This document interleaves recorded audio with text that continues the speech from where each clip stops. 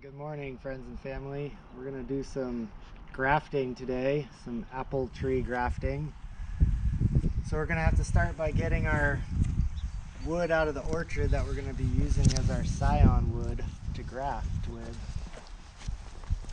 So we'll take a walk over to the orchard on this beautiful morning on the farm here in Western Washington, Deming.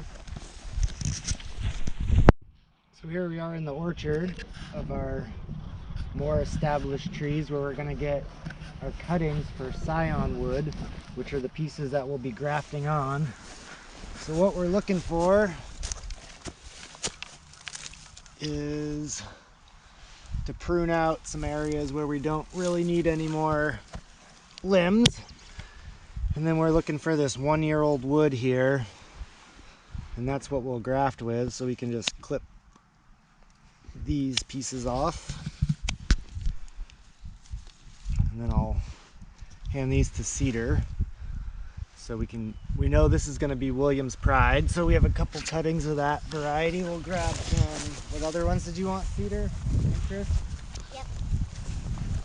We'll look for some pieces of Honeycrisp that we can use.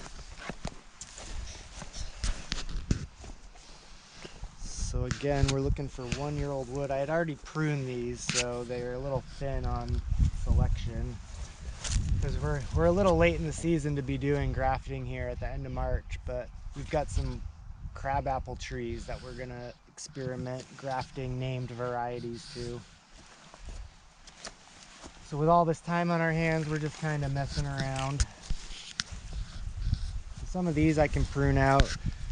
This is the 1-year-old wood here. You can see where it grew from last year. So I can just tip prune this branch, and I'll leave this on the tree. It'll probably branch, if I wanted to, I could go a little lower and cut it at an angle. Now this branch will grow out that way. It also has some spur-bearing flowers on it that can produce fruit in the future. This is another example. I can just get rid of that. So again, this is going to be our grafting wood, these top pieces here. The 1-year-old wood is the best because it has the dormant buds. You can tell the 1-year-old wood with the orientation of the buds. So that compared to this is older 2-year-old wood, that those buds turned into small branches that are going to be flowering spurs for fruit.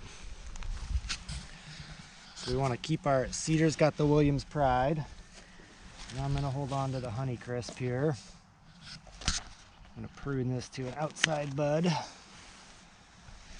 So I'll hold the Honeycrisp. Cedar's got the Williams. Maybe we'll get one more variety.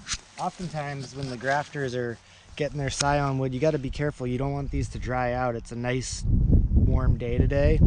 They'll often put them in their mouth to keep the wood moist while they're moving around. I won't do that though. We have a bucket of water, willow water, sitting by the way. So let's see what this variety is. Parmesan de Sonneville. We'll grab a stick of that. Prune to an outside bud when I say that. So pruning to leave a bud that can still grow vigorously, and in the future we might prune it some more. This whole area can kind of be thinned. I'm going to leave the flower buds again, but keep the scion wood.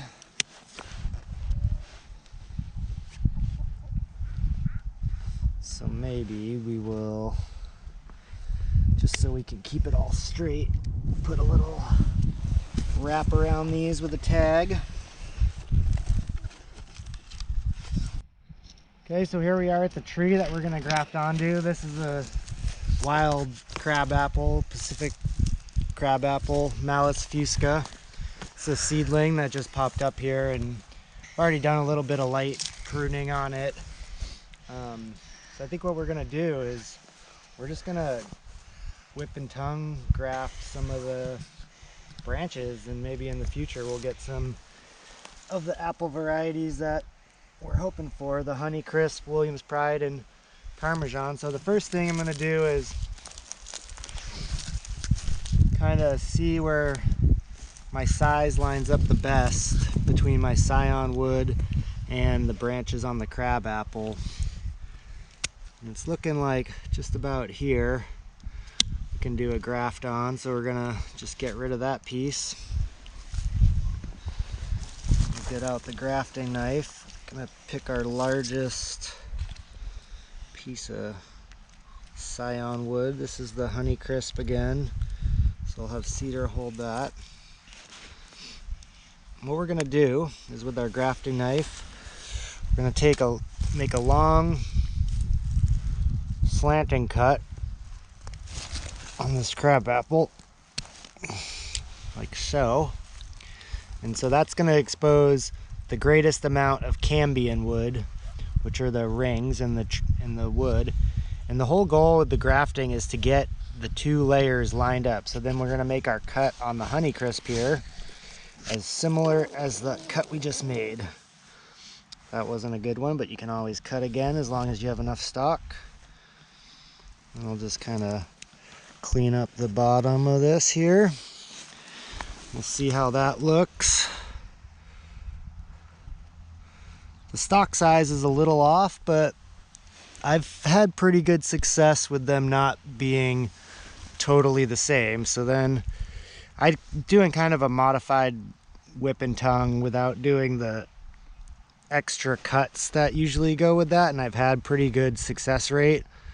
So I just typically make a little groove in that one, and I do the same for this stock. You got to be careful this time of year as the bark is starting to slip and all the water's running in the tree. The wood can be really soft and you can cut more than you're bargained for. Just try to open that up a little bit. This crabapple tree is really hard wood.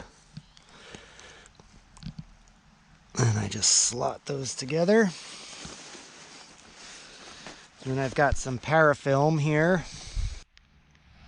So now we've got the parafilm wrap that we're going to use to wrap the graft with. I'm going to get the first one really tight, so anywhere that the two pieces are connecting, we want to make sure we really tighten it.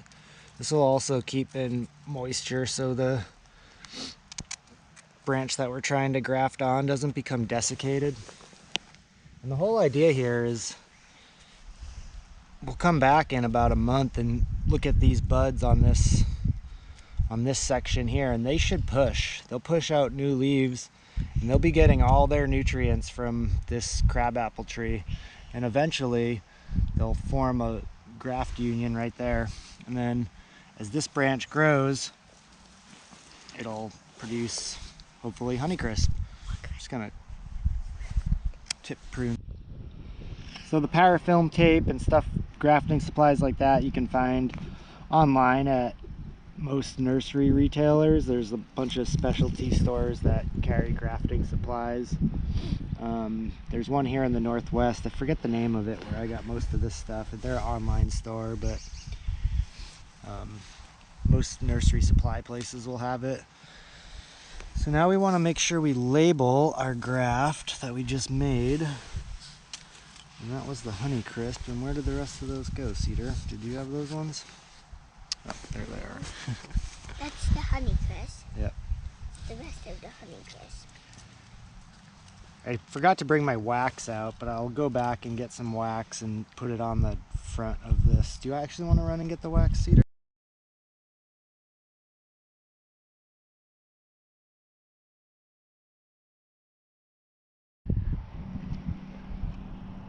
So that's what we're up to out here in this time of lockdown, COVID-19.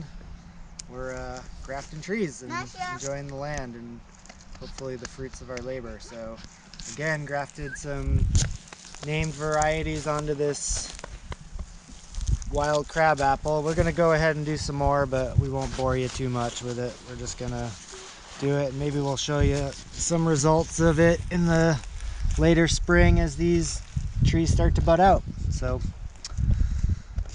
nice to see y'all on the interweb. Hopefully see you again soon.